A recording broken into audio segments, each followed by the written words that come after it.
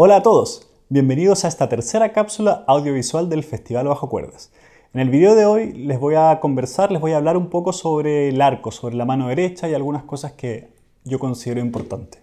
Usualmente cuando doy cursos o hago clases en Chile, una de las cosas más frecuentes que encuentro son algunos problemas de posición o de manejo o de entendimiento del brazo derecho. Y uno de los más importantes, sobre todo en etapas iniciales de chelistas, es el tema de la muñeca y el codo, la posición del brazo. Y aquí por lo menos me gustaría zanjarlo bastante claramente, que como yo entiendo la posición del brazo derecho, el codo siempre debería estar a una altura superior a la muñeca.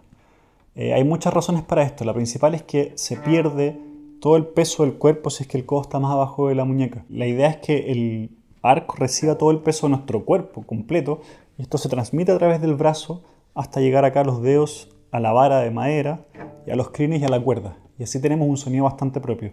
Si tenemos el codo muy abajo, lo único que logramos es que tengamos nuestro peso desde el antebrazo hacia acá, que debe ser un par de kilitos, pero no logramos tener todo el peso de nuestro cuerpo. Entonces, ¿cómo le damos más potencia si queremos sonar más fuerte?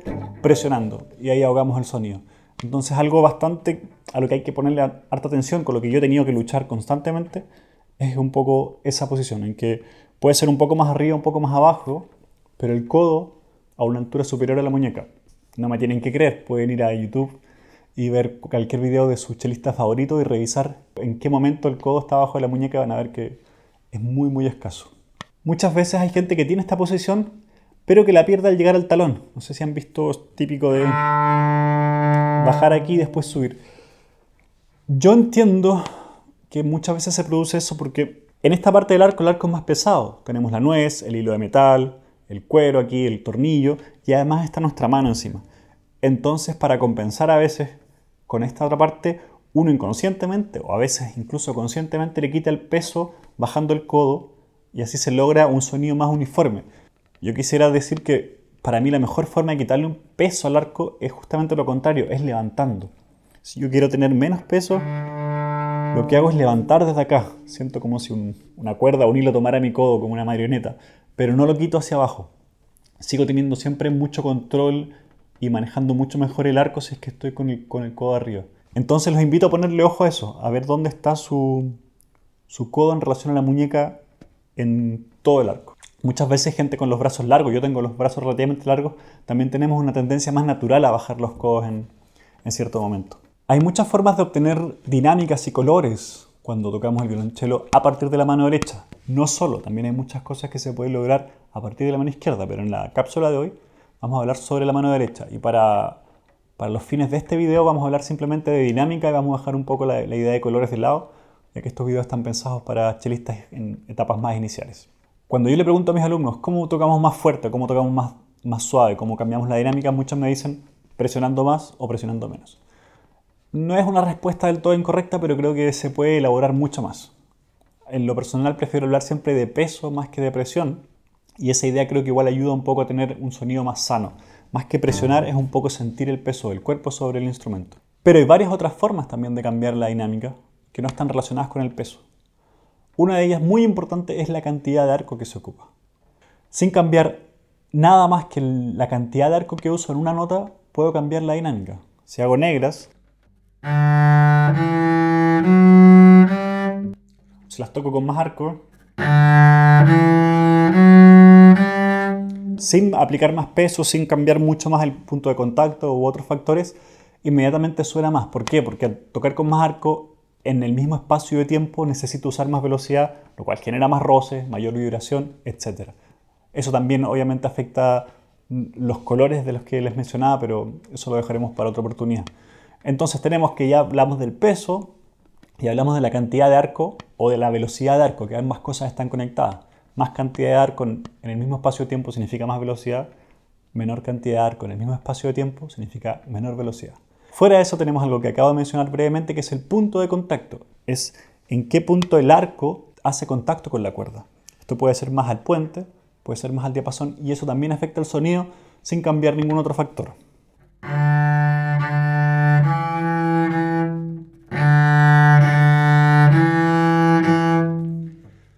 En este caso sí se afectan otros aspectos del sonido además de la dinámica, ya que la tensión de la cuerda cerca del puente es mucho mayor que la tensión de la cuerda más cerca del diapasón, de la tastiera. Sin embargo, es un factor que también podemos agregar. Cuando queremos tocar fuerte, se hace mucho más fácil si lo hacemos cerca del puente. En este caso, lo mejor es combinarlo también con un mayor peso y a veces reducir la velocidad del arco, ya que al haber más tensión cuesta un poco más agarrar la cuerda si es que estamos con una velocidad de arco muy rápida. Resumiendo, hasta el momento tenemos peso, velocidad de arco o cantidad de arco que usamos, punto de contacto. ¿Qué otra más? El punto del arco donde tocamos. Como les decía en un comienzo, acá hay más peso naturalmente. Así que en este lugar del arco, para lograr tener el mismo sonido que acá, tenemos que compensar. Por lo que naturalmente el arco es la parte más cercana a la punta. La mitad superior, por ejemplo, suena más suave.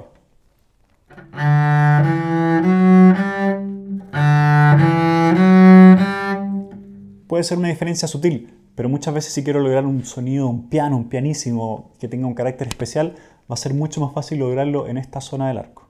Así que tenemos un cuarto factor. Y otro sería la cantidad de crines que ocupamos.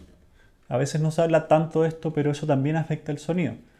El crin nuevamente es la superficie de contacto, y mientras menor superficie de contacto tenemos menor sonido, si es que no sumamos otros factores.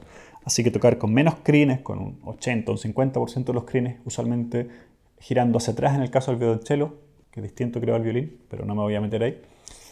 Tocar con menos crines significa tocar con un poco menos sonido. Por ejemplo, si quisiera tocar algo muy fuerte, esté en solista en un concierto con orquesta y quisiera lograr un momento muy grande, puedo usar todos estos factores a mi favor.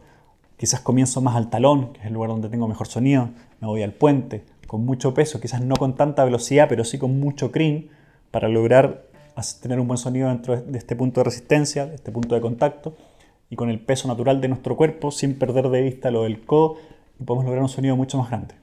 Esos son algunos factores que los invito a experimentar, con los que pueden variar la dinámica, y los que sean más avanzados van a darse cuenta que también hay muchos aspectos de color o de sonoridad que se ven modificados con todos estos factores. Y son muy combinables, son muy variables. Los podemos también combinar con las cosas que hemos hablado en otros videos de mano izquierda, con algunas cosas futuras que hablaremos también todavía adicionales de mano derecha. Así que esos serían un poco los consejos que tengo en cuanto al uso y la distribución del arco. Otro tema que me interesa abordar hoy día, en este video que espero sea más breve que los anteriores, es cómo conectar mejor los cambios de cuerda. Y aquí esto se emparenta mucho con el tema del codo, por eso quise hablar primero de eso. Sabemos que cada cuerda tiene un ángulo y una altura distinta. Al tener el puente una forma curva, a diferencia de una guitarra, por ejemplo, cada cuerda tiene un ángulo distinto. Lo que es importante y que a veces no se trabaja mucho. Muchas veces para pasar de una cuerda a otra, alguien simplemente piensa en levantar el brazo o levantar el arco. Pero de la cuerda do a la cuerda sol, re o la, también cambia un poco el ángulo del arco para tocar de manera derecha, con el arco derecho. ¿Qué es tocar con el arco derecho? Idealmente con un ángulo cercano a 90 grados con la cuerda. ¿Para qué? Para que se mantenga un punto de contacto y el sonido sea más limpio. Eso se puede variar, se puede jugar con el ángulo del arco para cambiar colores, pero no quiero profundizar mucho en eso porque son temas un poco más complejos o que requieren mayor desarrollo. Pero si queremos tocar con el arco derecho, que ya es algo bastante difícil, cada cuerda tiene un poco un ángulo distinto. En la cuerda do, yo siento que el arco va un poco más hacia atrás, en el sentido de más hacia acá, mientras que en la cuerda la, siento yo que extiendo mucho más el brazo hacia adelante. Y eso es importante al considerar cuando cambio de cuerda, no solo estoy cambiando de altura, en cuanto a la altura del brazo, sino también estoy cambiando un poco de ángulo del arco y eso también tiene que ver con la longitud en la que estoy ocupando mi brazo derecho. Pero es importante entender que no son posiciones fijas y que estas se pueden conectar mucho más. No es que yo estoy en una cuerda y de ahí paso a la siguiente altura. Muchas veces ese cambio puede ser más conectado y ahí es donde entra a jugar mucho el codo. En una posición de la cuerda sol normal, para mí este sería mi ángulo y la cuerda re estaría por aquí. Entonces hay una diferencia de un par de centímetros que si las quiero conectar mejor, por ejemplo si estuviese tocando legato o una melodía que cambia de cuerda, en vez de estar aquí poco antes de cambiar a la cuerda re, trato de estar lo más cercano posible a la altura que necesito en la cuerda siguiente. Voy a tratar de explicarlo lentamente. Esta es mi posición inicial. Aquí, cuando voy a tocar el Do, que es la última nota antes de pasar la cuerda Re, ya mi codo lo levanto un poco y estoy en una posición muy parecida a la que necesita la cuerda Re. Y así mi cambio de cuerda es mucho más sutil, es mucho más de muñeca, es mucho más de dedo y es mucho más pequeño y conecta mucho mejor. Ahora lo estoy haciendo en un arco suelto, pero si estuviese haciendo un arco ligado, a lo que los invito a probar en casa, van a darse cuenta que hay muchas posibilidades antes de cambiar de cuerda de acercarse al ángulo o a la altura que queremos estar de la cuerda de destino. Lo voy a hacer en un ejemplo breve.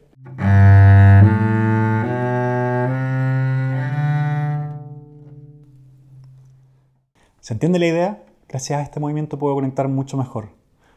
De vuelta, yo cambiaría primero un poco ocupando esto como una palanca, casi. El codo se levanta ligeramente y al volver, y ahí acomodo un poco la posición final.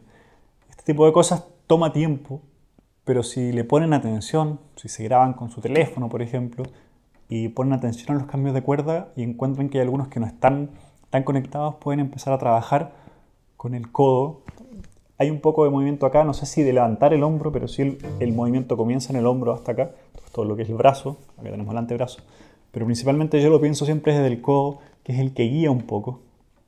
Muchas veces tenemos saltos de cuerda igual, que ya no es de una cuerda a la siguiente, sino hay una cuerda entre medio, a veces dos, y el codo es un poco el que guía ese movimiento y el que ayuda a conectar. Así que esas son las tres ideas principales que quería dejarles en este video. Primero, la posición del codo, luego las distintas formas de cambiar de dinámica y de sonido, para finalizar con los cambios de cuerda, cómo conectar mejor los cambios de cuerda a partir del movimiento del codo y del brazo derecho. Espero que puedan aplicar esto a su práctica del violonchelo y que les sirva para seguir mejorando.